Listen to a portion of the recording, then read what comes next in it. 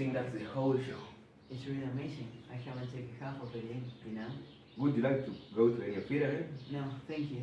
Not now. I'm quite done up for this morning. Tired of listening to sounds, huh? Yes, it's fearfully strange. I rather fancy myself because I can pronounce 24 different vowel sounds. But yours beat me. I can hear no difference between most of them. No, it comes to practice, you know. You hear no difference at first, but you keep on listening and you find they are as different as they from it. What's the matter? A young woman wants to see you, sir. A young woman, what does she want? Well, sir, she said you will be glad to see her when you know what she comes about. She's a quite common girl. Very common, indeed. Oh, that's alright. Has she an interesting accent? Oh, something dreadful. I don't know how you can take interest in it. Let's have her up. Show her up, Mrs. Pearce. Very well, sir. If for you to say.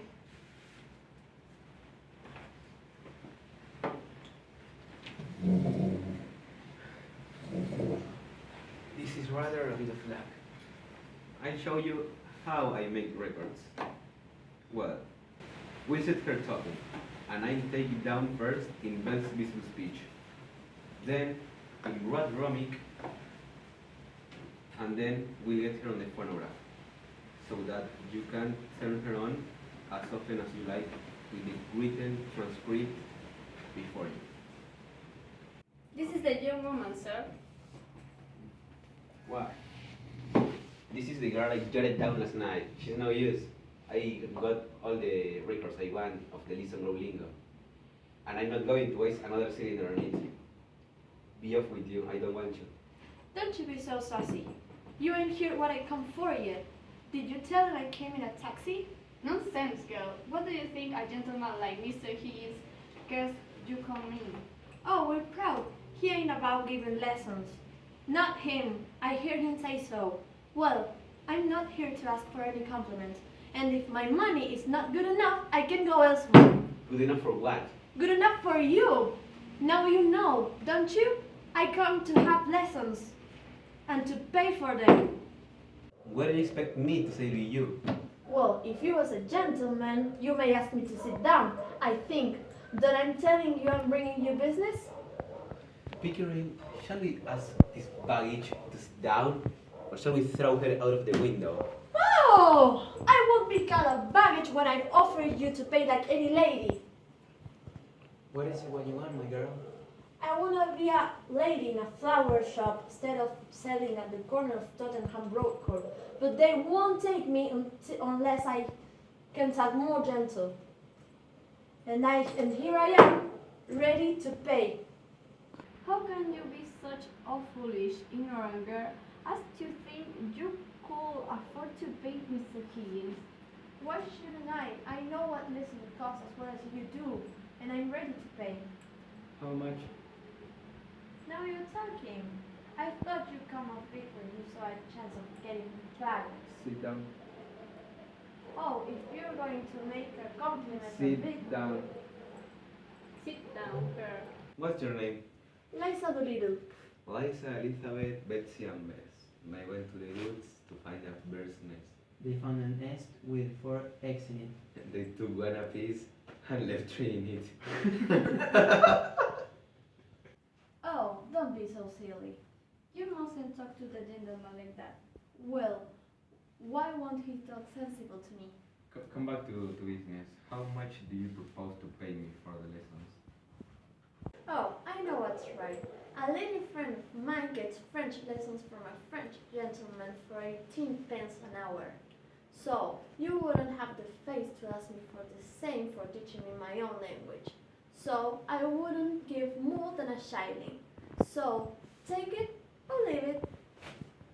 You know, Pickering, if you consider a shilling not as a simple shilling, but a percentage of that girl's income, it works out as fully equivalent to 60 or 70 pounds from a millionaire.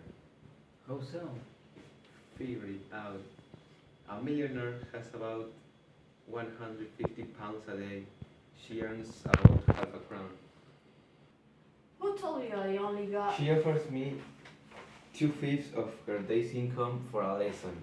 2/5 of a millionaire's day's income is about 60 pounds. 60 pounds? What are you talking about? Hold your tongue. But I ain't got 60 pounds. Oh, don't cry, you silly girl. Sit down. Nobody's going to touch your money. Somebody's going to touch you with a broomstick if you don't stop sniveling. Sit down. Aww, who thinks you was my father? If I decide to teach you, I will be worse than 2 fathers to you. Here. What's it for? To wipe your eyes. To wipe any part of your face that feels moisty. Remember, that's your handkerchief and that's your sleeve. Don't mistake the one for the other if you wish to become a lady in a shop.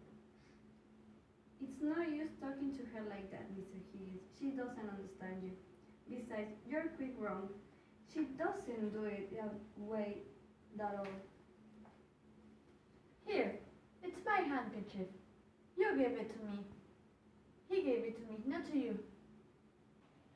He did. I think it must be regarded as a property, Miss Pearce. Sir, you're right, Mr. Higgins. Higgins, I'm interested. What about the ambassador's garden party? I'll say you're the greatest teacher alive if you make that good. I bet you all the expenses of the experiment you can't do it, and I'll pay you for the lessons. Oh, you're real good, Captain. It's almost irresistible. It's so delicious low, so horrible dirty. I ain't dirty. I washed my face and hands before I came. You're certainly not going to turn her head with flattery, Higgins. Alright, in 6 months, maybe in 3 if she has a good ear and a quick tongue. I will take her anywhere and pass her off as anything. We'll start today, now, at this moment. Take her away and clean her, Mrs. Pearce.